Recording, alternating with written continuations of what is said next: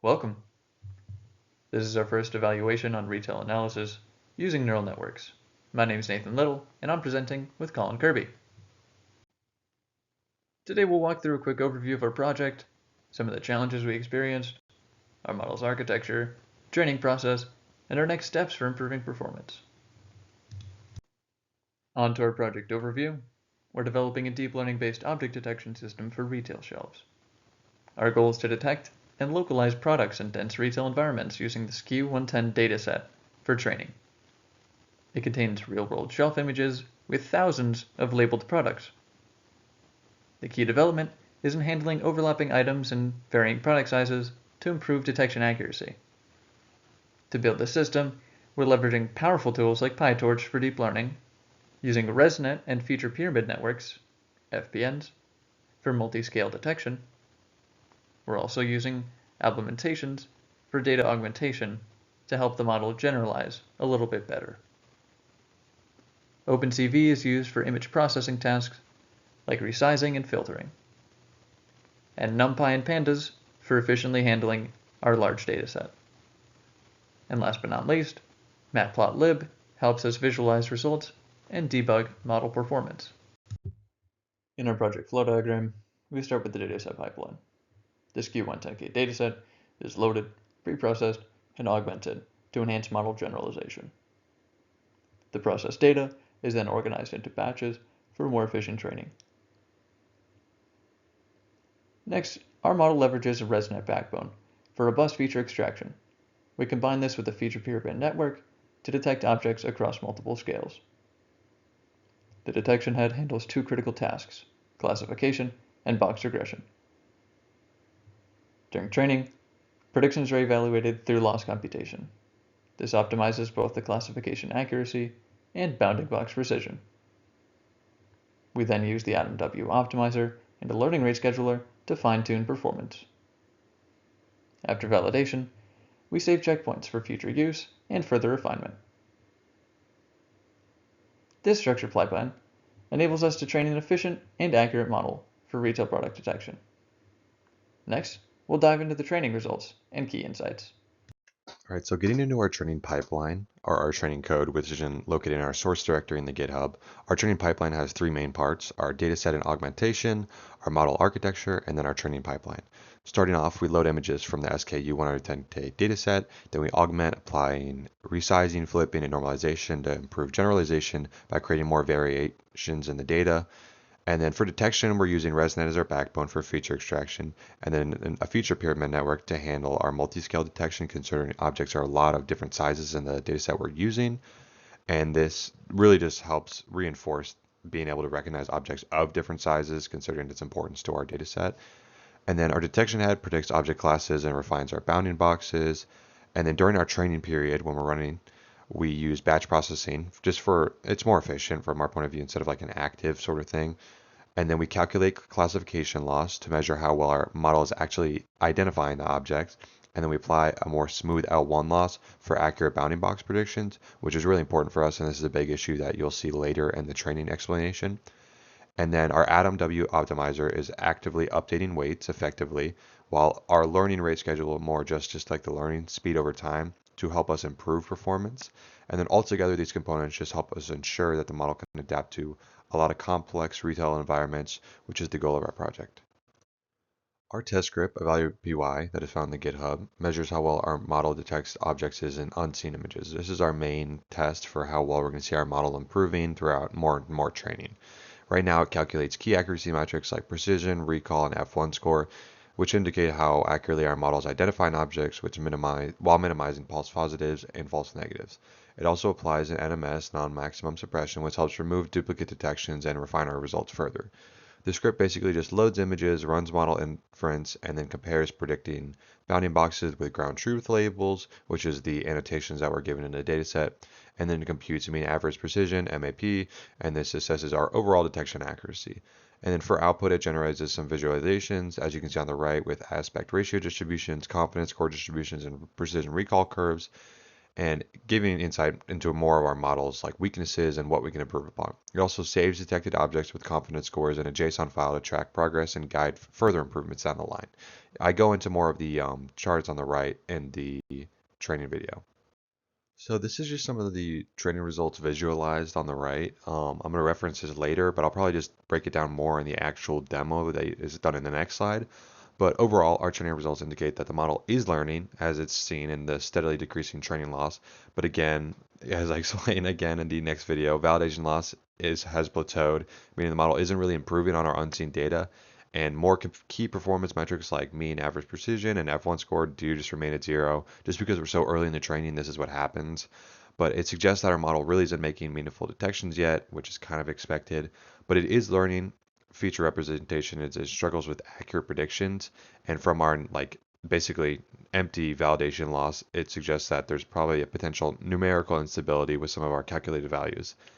And the zeros with the MAP and the F1 could point to more issues with box predictions or confidence calibrations, but we're still early in training. They don't really fully reflect our model's capabilities, but our test scripts do show some positive detections, meaning that the model has potential, but it needs more fine tuning. Moving forward, as we explain in the next steps, we'll probably focus on debugging more of the box predictions and refining some confidence thresholds and improving our anchor box generation to help further improve our detection accuracy, as it's the main part of our project. All right, so getting to our training results, I'm going to do a similar thing, or I'm just going to basically start out by explaining the results and then attach a short clip of a sped up training run at the end of this, at least the tail end of the training run, just because the runs are very long. I mean, I just ran 5 epochs and it took around like 20 minutes, and that was only probably around like 100, 200 images, which is pretty small considering the dataset has 110,000 images. But first, we're going to go over the results. I'm going to choose our most recent one. So starting out with our loss curves, this is probably our most our best depiction of what our model is learning. We can see a couple patterns from this. From the blue line, which is our training loss, it starts at like 0.05 and definitely decreases, and it decreases to about like 0.28 we can say by the end of epoch 4.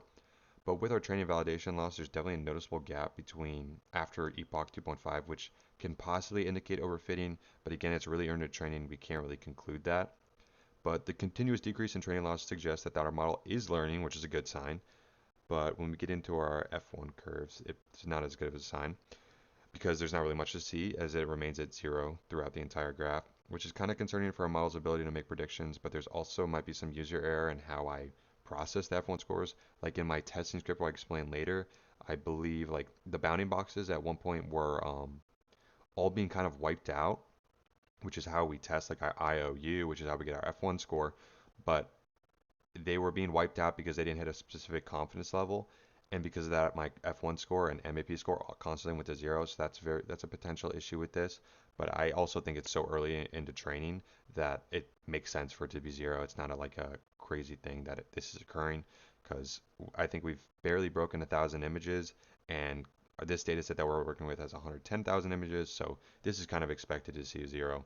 But hopefully we see this after a couple more thousand of images, this increase maybe to just 0.01, and then from there we can actually acknowledge like what's going on a little bit better. Getting into our MAP analysis, again, both at zero, can't really tell much. It's probably just not effectively learning to localize or classified objects in the images, but this again could be due to some of the user error in my code, but we need to debug further to see any exact cause. Getting into our training metrics, again, you can't really tell much from this. A lot of zeros.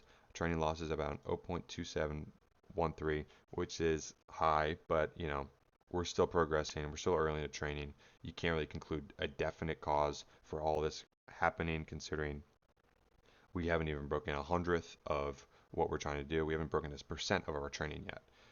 But overall, based on these results, we can kind of conclude that loss is decreasing, which is good, meaning the model is learning some features, but detection performance is not improving, suggesting that there might be issues with our model architecture, our anchor box generation, which I explain more in our test explanation.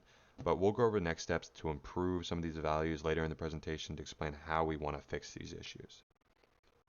And because our training is still kind of in the early stages, these results, again, I know I reiterated this, but I just want to make sure they don't fully reflect the model's final capabilities. With further training, debugging, and more adjustments to our detection pipeline, we're hoping to see more significant improvements.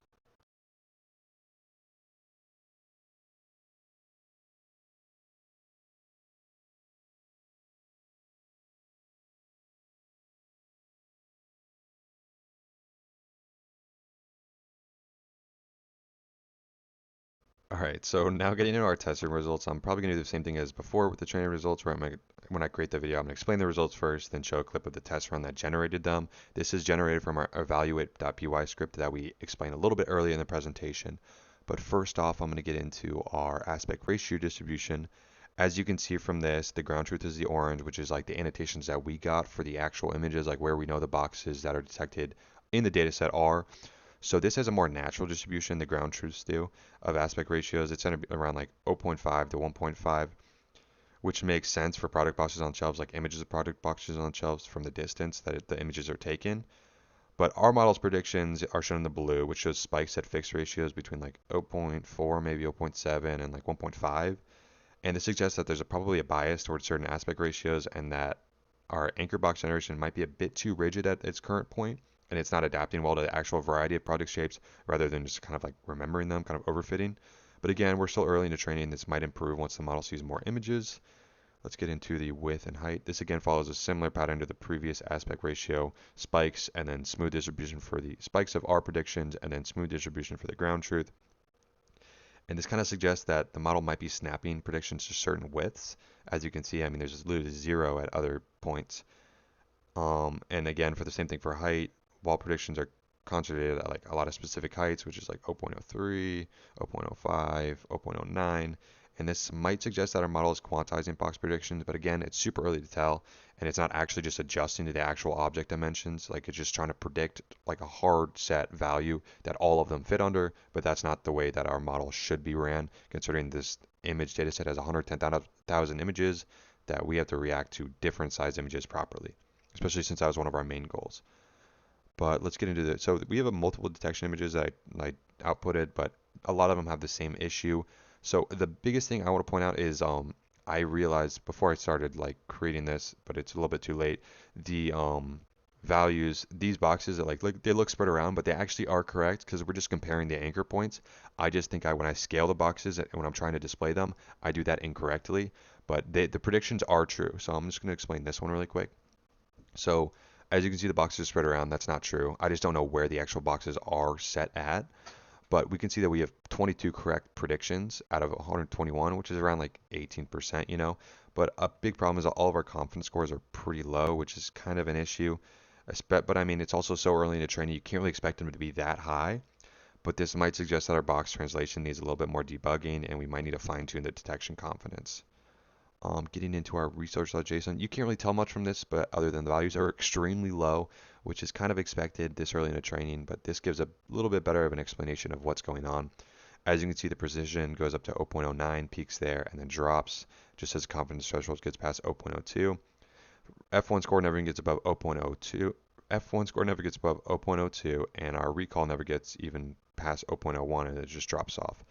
And from our precision recall curve, it's really flat, which is not a good sign. That's suggesting our poor detection performance across all of our confidence levels, which we have kind of seen. You know, it's still early in the model, kind of expected, but we'll see in the next steps, you know. But with our confidence score distribution, we can tell a lot from this specifically, just from like for detection accuracy. There's a mean of about 0.253, and our median is about 0.213. And you know, most of the predictions cluster between 0.15 and 0.25, but this means kind of like right now, especially because, sorry, this means right now that our model is really uncertain about its predictions because it's just really low. But we do have some predictions that are higher up, but these probably are likely errors. I doubt we have a prediction this early on that's at 0.09, possibly though, but I don't think that's true. I think that just might be an error in how we're outputting it. But some final takeaways from like all of our evaluate PY output. I think the biggest issue right now is really just our anchor box generation. I think we need to revise the scales and aspect ratios to match the ground truth distributions a bit better, a smooth distribution rather than our spikes. And I think we can take like an incremental approach to seeing that, just seeing some of these values go down and it's spread out a little bit more across the graph. Another big thing I think we need to worry about just from my output I've seen in training as well is that we need to review the detection head and box regression loss functions. Some of the values are just very weird. I don't know if it's an issue of how I coded it or if an issue of how the model is reacting with it, but that's something we'll see down the line.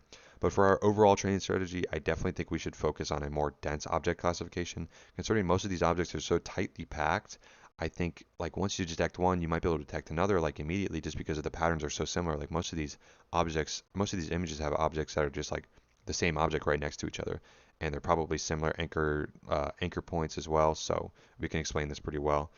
But also, again, based off of this, we could probably explore some more confidence calibration techniques. I watched a video on earlier. This might improve our prediction certainty, but again, I might wait till we're further into training to explore that. I'm hoping to see this spread out a little bit more as we get into training, but as of right now, this is what we have. And we're going to explain our next steps further, what we're going to do to improve this, but it's still early into training. We'll see what we can do in the next steps.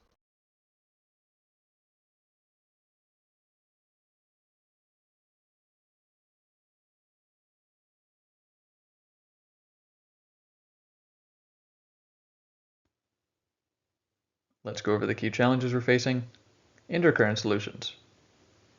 Our model uses a large number of preset bounding boxes, called anchors, for object detection. While effective, they slow down inference and increase memory usage, especially in these dense retail scenes. Another challenge is handling overlapping objects and varying product sizes, as tightly packed shelves and cluttered backgrounds often lead to false positives. Finally, we're balancing a trade-off between size and speed. Adding more anchors improves detection, but also increases memory usage and slows down processing. To address these challenges, we're implementing chunk-based processing to handle predictions more efficiently and early confidence thresholding to quickly discard weak detections.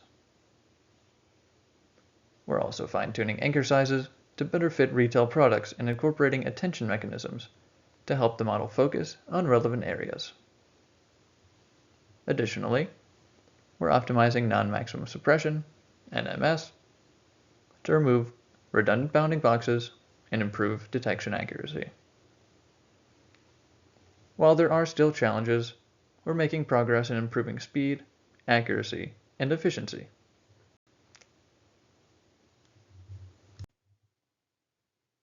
Now that we've covered our challenges and current solutions, let's dive into our next steps. We're enhancing detection by adding feature pyramid attention, which helps the model focus on key details at different scales. We're also making anchors adaptive, allowing the model to adjust detection boxes based on how crowded a scene is. Finally, we're exploring lighter models to boost processing speed without losing accuracy. To improve training, we'll be implementing curriculum training, starting with simple images and gradually moving to more complex scenes. We'll be enhancing augmentation techniques with more realistic distortions to make the model more adaptable. In addition, we'll use hard example mining to focus on the most challenging cases, ensuring the model learns from difficult scenarios as well as the easier ones. For better accuracy measurement, we're adding density-aware evaluation, which considers how packed a shelf is when making predictions. We're also building error visualization tools to help us analyze and fix common mistakes. If we have enough time and are willing to, we'll be looking ahead and plan to add product classification to distinguish between brands and product types. We'll also expand our dataset to include more diverse retail scenarios like different store layouts and lighting conditions. Finally, we'll introduce cross-dataset validation to ensure the model performs well in new environments.